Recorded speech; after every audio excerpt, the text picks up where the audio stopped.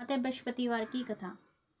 किसी गांव में एक साहूकार रहता था। उसके घर में अन्न, वस्त्र और धन किसी की कोई कमी नहीं थी, परंतु उसकी स्त्री बहुत ही कृपण थी। किसी भिक्षार्थी को कुछ नहीं देती, सारा दिन घर के कामकाज में लगी रहती थी। एक समय एक साधु महात्मा बृहस्पतिवार के दिन उसके द्वार पर आए और भिक्षा की याचना की। स्त्री उस समय घर के आंगन को लीप रही थी। इस कारण साधु महाराज से कहने लगी कि महाराज, मैं इस समय तो घर लीप रही हूँ, आपको कुछ नहीं दे सकती, फिर किसी अवकाश के समय आना। साधु महात्मा खाली हाथ चले गए। कुछ दिनों के पश्चात वही साधु महाराज आए, उसी तरह भिक्षा मांगी। साहूकारनी उस समय लड़के को खिला रही थी। कहने लगी, महाराज मैं क्या करूं, अवकाश नहीं है, इसलिए आपको भिक्षा नहीं दे सकती। तीसरी बार महात्मा आए तो उसने उन्हें उसी तरह से टालना चाहा, परंतु महात्मा जी कहने लगे कि यदि तुमको बिल्कुल ही अवकाश हो जाए तो मुझे भिक्षा दोगी। साहूकारनी कहने लगी, हाँ महाराज, यदि ऐसी हो जाए तो आपकी बड़ी कृपा होगी। साधु महात्मा जी कहने लगी, अच्छा मैं तुम्हें एक उपाय बताता हूँ। तुम बृहस्पतिवार के दिन चढ़ने पर उठो और सारे घर में झाड़ू लगाकर कूड़े को कोने में जमा करके रख दो। घर में चौका इत्यादि मत लगाओ। फिर स्नान आदि करके घर वालों से कह दो उस दिन सब हजामत अवश्य बनवाएं। रसोई बनाकर चूल्हे के पीछे रखो। सायंकाल रसोई बनकर चूल्हे के पीछे रखो, सामने कभी ना रखो। सायंकाल को अंधेरा होने के बाद दीपक जलाया करो तथा बृहस्पतिवार को पीले वस्त्र मत्र धारण करो, न पीले रंग की चीजों का कोई भोजन करो। यदि ऐसा करोगी तो तुमको घर का कोई काम नहीं करना पड़ेगा। साहूकारनी ने ऐसे ही किया। बृहस्पतिवार को दिन चढ़े उठी, झाड़ू लगाकर कूड़े को घर में जमा करके रख दिया। पुरुषों ने हजामत बनवाई, भोजन बनाकर चूल्हे के पीछे रखा। सब बृहस्पतिवार को ऐसा ही करती रही। अब कुछ काल बाद उसके घर में खाने को दाना न रहा। थोड़े ही दिन में वही महात्मा फिर आए और भिक्षा मांगी, परंतु सेठानी ने कहा कि महाराज मेरे घर में खाने को अन्न नहीं, आपको क्या दे सकती हूँ। तब महात्मा ने कहा कि जब तुम्हारे घर में सब कुछ था तब भी तुम कुछ नहीं देती थी, अब पूरा पूरा अवकाश है फिर भी कुछ नहीं दे रही हो, कहो तुम क्या चाहती हो। तब सेठानी ने हाथ जोड़कर प्रार्थना की कि महाराज अब कोई ऐसा उपाय बताएं कि मेरे पहले जैसा धन धन्य हो जाए। अब मैं प्रतिज्ञा करती हूँ कि अश्वमेध जैसा आप कहेंगे मैं वैसा ही करूंगी।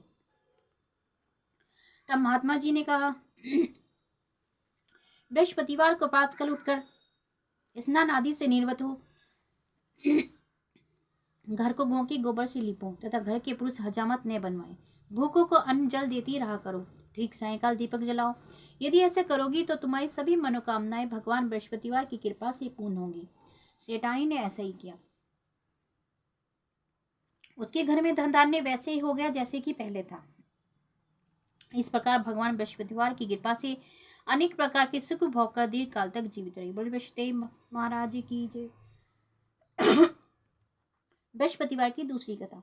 एक दिन इंद्र बड़े अहंकार से अपने सिंहासन पर बैठे थे और बहुत से देवता, ऋषि, गंधर्व, किन्नर आदि सभा में उपस्थित थे।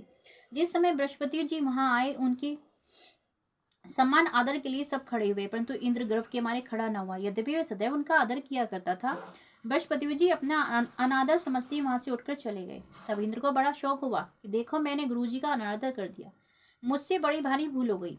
गुरुजी के आशीर्वाद से मुझे यह वैभव मिला है, उनके क्रोध से सब नष्ट हो जाएगा, इसलिए उनके पास जाकर उनसे क्षमा मांगनी चाहिए, जिससे उनका क्रोध शांत हो जाए और मेरा कल्याण हो।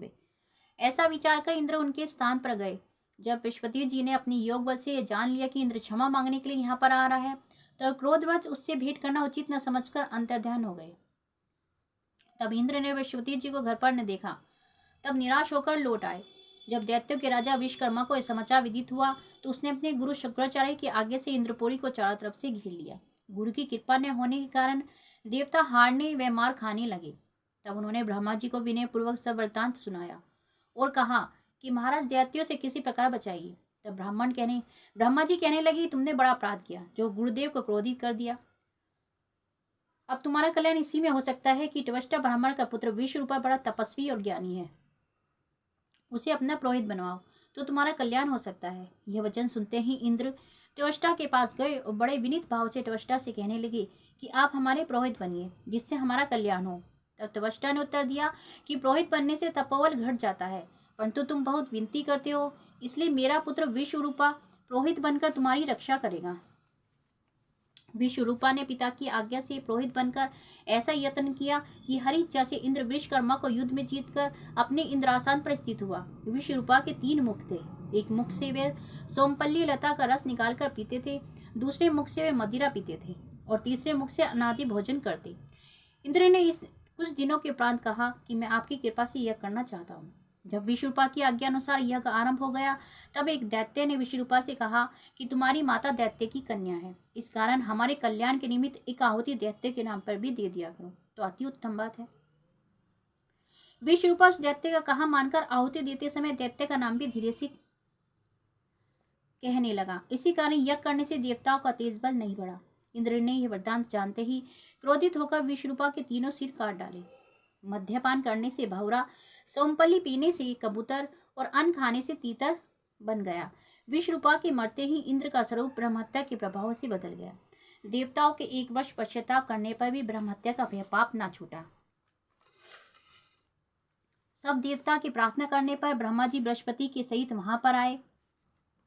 उस ब्रह्महत्या के 4 भाग किए, उनमें से 1 भाग पृथ्वी को दिया। इसी कारण कहीं कहीं धरती ऊंची नीची और बीज बोने के लायक भी नहीं होती। साथ ही ब्रह्मा जी ने यह वरदान दिया कि जहाँ पृथ्वी में गड्ढा होगा, कुछ समय पाकर समय भर जाएगा। दूसरा वृक्षों को दिया, जिसमें उसमें से गोंद बनकर बहता रहता है। इसी कारण गूगल के अतिरिक्त सभी गोंद अशुद्ध समझे जाते हैं। वृक्षों को यह वरदान दिया कि ऊपर से सूख जाने पर जड़ फिर से फूट जाती है। तीसरा भाग स्त्रियों को दिया। इसी कारण स्त्रियां हर महीने रजवाला होकर पहले दिन चंडालनी, दूसरे दिन ब्रह्मघातनी, तीसरे दिन धोबिन के समान रहकर चौथे दिन शुद्ध होती है। और संतान प्राप्ति का उनको वरदान दिया। चौथा भाग जल को दिया, जिसमें फेन, स्वैल आदि जल के ऊपर आ जाते हैं। जल को यह वरदान मिला कि जिस चीज में डाला जाएगा वह बोझ में बढ़ जाएगी। इस प्रकार इंद्र को ब्रह्महत्या के पाप से मुक्त किया। जो मनुष्य इस कथा को पढ़ता या सुनता है, उसके सब पाप बृहस्पति जी महाराज की कृपा से नष्ट होते हैं। बोलो बृहस्पति महाराज की जय, भगवान विष्णु की जय।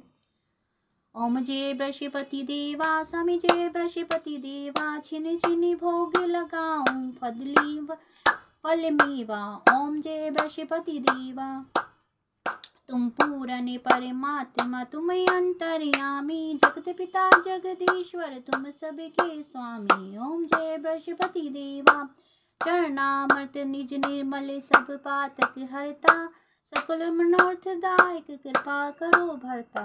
ओम जय बृहस्पति देवा, तन मन धन अर्पण कर, जो जन शरण पड़े, प्रभु तब प्रकट होकर आकर द्वार खड़े। ओम जय बृहस्पति देवा, दीन दयाल दयानिधि, भक्तन हितकारी, पाप दोष सब हरता, भव बंधन हारी। ओम जय बृहस्पति देवा, सकल मनोरथदायक, सब संशय तारो, विषय विकार मिटाओ, संतन सुखकारी। ओम जय बृहस्पति देवा, जो कोई आरती तेरी प्रेम सहित गावे, ज्येष्ठानंद बंधु सो निश्चय फल पावे। ओम जय बृहस्पति देवा। सब बोलो भगवान विष्णु की जय, बोलो बृहस्पति महाराज की जय।